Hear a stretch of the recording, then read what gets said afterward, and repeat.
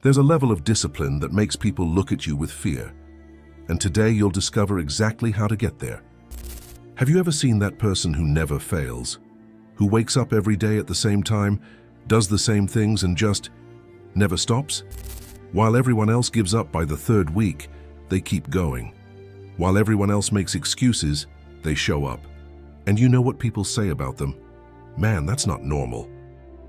There's an ancient system created by Zen monks in Japan that produces exactly this kind of frightening consistency. They call it gyoji, the practice that perpetuates itself. And once you understand how it works, you'll never break a goal again. But there's a catch. This system isn't for everyone. It requires you to kill a part of yourself you never knew existed. But before I show you how it works, subscribe to the channel, like it below, and comment on the habit you most want to create in your life. This helps me a lot and shows me that you're genuinely interested in changing. Let's go. Chapter 1. The Awakening. The story I'm about to tell you happened to a programmer named Raphael. He had a smart guy, a successful career, but he had one problem. He couldn't stick to any habit for more than 2 weeks. Gym. He'd stop after 2 months. Meditation? 1 week and that was it. Reading? He'd buy a book, read 3 pages, and then forget it in the drawer. The pattern was always the same. Monday, total motivation. Wednesday, first mental negotiation. Friday, complete surrender. Sunday, promises about the next week. Raphael tried everything. Habit tracking apps, rewards, accountability partners.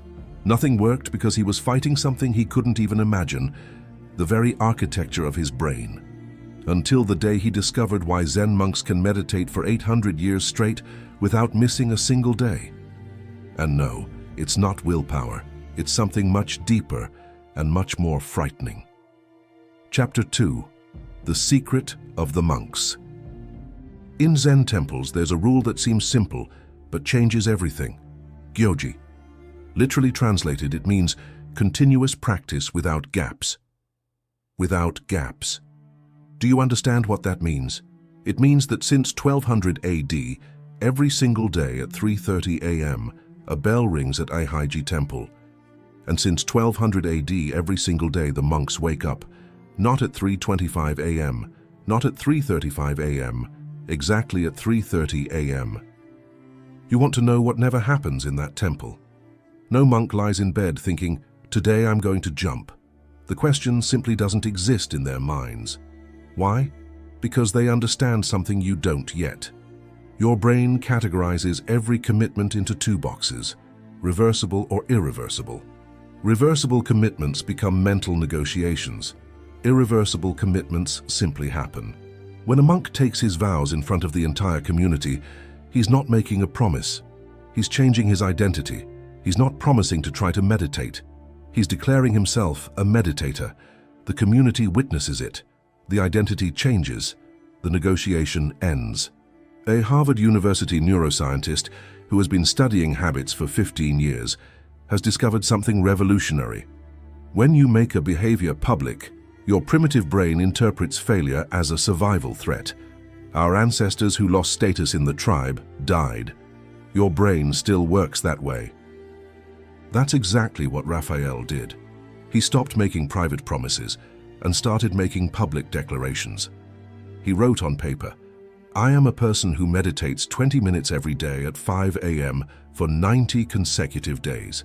He signed it. He posted it on social media. He told everyone. His girlfriend said, you're being too dramatic. His co-workers said, man, you're trying too hard. Perfect. Every person he knew became fuel. Every morning he wanted to give up. He thought about having to look everyone in the face and admit he was just another guy who couldn't deliver on his promises. Day 3 brought the first real test. The alarm clock was 5 a.m. Immediately, my mind began its usual routine. You're exhausted. This isn't healthy. One day won't make a difference. But something fundamental had changed. The thought of posting online that he'd lost after 3 days was unbearable.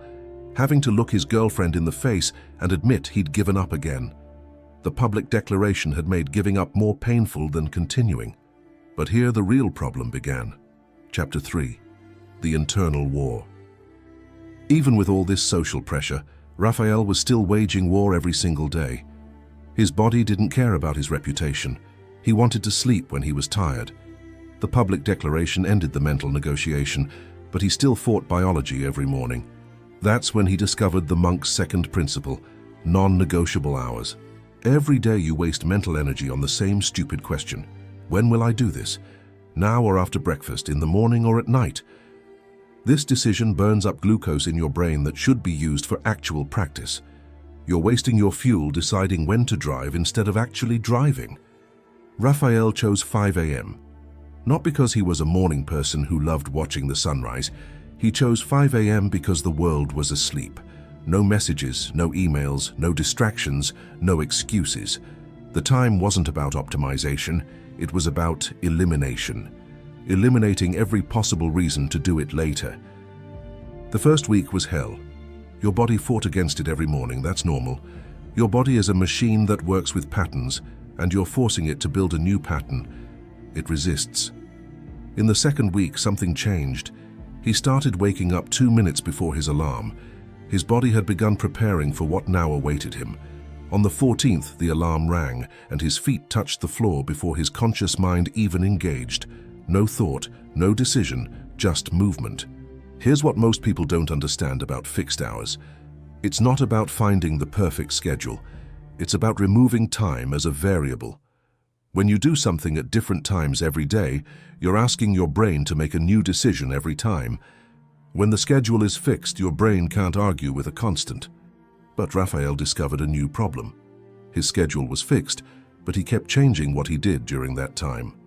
Some mornings, meditation felt right. Other days, he read. Sometimes, a few push-ups. His brain had found a new negotiating point. Instead of arguing about when, he started arguing about what. 20 minutes at 5 a.m. became reliable, but the practice itself was chaos.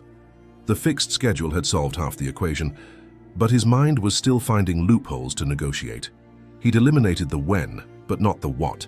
And this is where Dogen's teaching on forms became controversial, because it requires you to do exactly the same thing every single day until your mind completely surrenders. Chapter 4. The One Way. You think variety keeps things interesting, but variety is actually where consistency dies. Every time you change what you're doing, your brain has to make micro-decisions. Should I do push-ups or burpees today? Which book should I read? How long should I meditate? Every small decision is a crack where your old patterns leak back in. Raphael completely locked everything down. 20 push-ups, 10 minutes of meditation, 10 minutes of reading. Same order, same timer, same thing. His personal Ango period, 90 days of identical practice. His friends called him robotic. His girlfriend said he was getting annoying. They didn't understand that annoying was exactly the point. Third week, his mind went to war. Every morning it screamed for variety. This is stupid. You're not a robot. Mix things up or you'll burn yourself out. Fourth week, something broke. Not his discipline, but his resilience. The voice of negotiation grew quieter. By week 6, he was halfway through his push-ups before he even realized he'd started. The practice was taking care of itself. This is what people don't understand about consistency. It's not about willpower lasting forever. It's about repetition until willpower is no longer needed. Your body learns the sequence like a dancer learns choreography.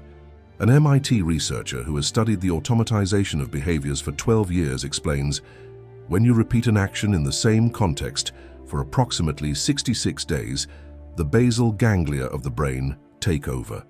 The behavior becomes automatic. You are no longer deciding to do it, you are simply doing it. On the 35th, Raphael caught the flu. On the 40th, he was traveling for work. This is where the old pattern kicks in. Sick day, E, rest day. Travel, E, exception. This is where you gave up before, where everyone gives up, because perfect practice requires perfect conditions, and perfect conditions do not exist. But Dogen understood something about gaps that changes everything. He wrote that practice must continue without even a moment of gap, because in that gap, all your old patterns return. What saved Raphael when everything went wrong was understanding that practice doesn't require perfection. It requires continuity. Chapter 5. Practice without gap. The all-or-nothing lie has killed more consistency than laziness ever could. You tell yourself, if I can't do the full 20 minutes, why do anything? If I can't do perfect push-ups, I'll wait until tomorrow. This thinking creates gaps, and gaps are where your old self crawls back in. Look at any elite athlete, and you'll see something people misinterpret. They have rest days, but those rest days are still progress. They're intentional, strategic, planned. Never because they feel lazy, never because they don't want to train. A rest day allows them to train harder tomorrow. This is still movement toward the goal, but when you skip because you're tired, that's not rest, it's retreat. A river never stops flowing. During a drought it may be a trickle, but it never stops. The moment it stops, it's no longer a river. It's a memory of where the water used to be. Your practice is the same. The moment you create a gap, you're no longer practicing. You're someone who used to practice. Travel day arrived on day 40. Airport at 4 a.m., meetings all day, no gym at the hotel. Raphael did push-ups in the airport bathroom. People looked at him like he'd lost his mind. Great. He meditated in the Uber. He read on the plane. Nothing was perfect. Everything maintained momentum toward the same goal he declared 90 days ago. This is Gyoji, practice continuing itself. That's when people started to notice. Co-workers said he seemed different.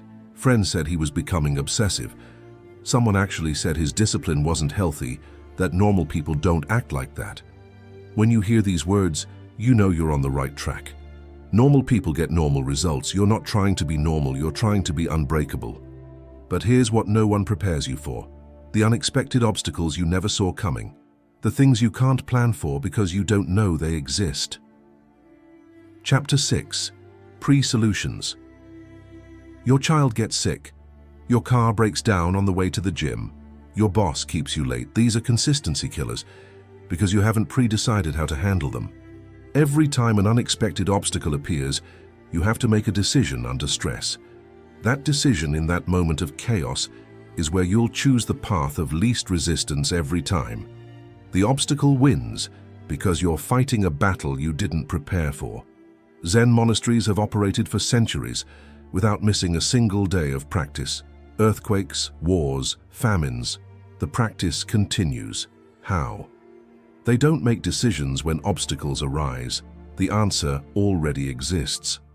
When the meditation hall floods, they go to the dining hall. When the dining hall catches fire, they sit in the courtyard. There is no meeting, no discussion, no negotiation. The bell rings. The response is automatic. Raphael wrote down every obstacle that had ever broken his consistency and pre-solved each one. Plan for rain, push-ups in the garage, guests staying home, silent workout in the bathroom, hangover, which shouldn't happen, but if it does, 2 push-ups, 1 minute of meditation, 1 page of reading. Each scenario had its predetermined response. When X happens, I do Y. No thinking, no negotiating, just execution. The power of this isn't just maintaining the sequence, it's that you stop wasting mental energy on decisions. Your brain knows that no matter what happens tomorrow, the practice continues. This certainty changes your entire nervous system.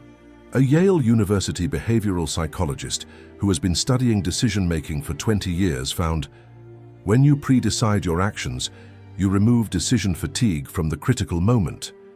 Your prefrontal cortex, responsible for willpower, remains intact to execute rather than decide. Day 70. Raphael's practice had become completely automatic. He would sometimes wake up not even remembering doing the push-ups. His body simply moved through the sequence like a programmed machine. His girlfriend's mother visited for a week. He did push-ups in the bathroom at 5 a.m. The practice continued because the answers were already written.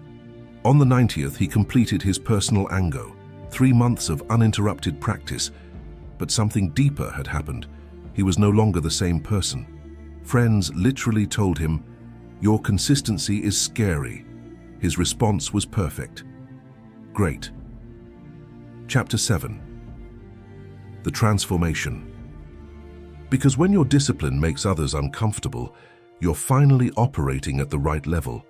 Your existence proves that everything they say is impossible is actually just uncomfortable. That's why they'll call you obsessive. That's why they'll say you need balance. They need you to slow down so they can feel better about standing still. But you're not doing it for them. You're doing it because you've discovered the secret. Consistency isn't about doing something every day. It's about becoming someone who can't do it any other way. When you implement the gyoji system, public declaration, fixed schedule, a seamless practice method, and pre-resolved answers, you're not just creating habits, you're reshaping your identity. You stop being someone who tries and become someone who simply is. And when that happens, when that transformation is complete, people will look at you and think, how does he do that? And the answer will be simple. He doesn't. He is.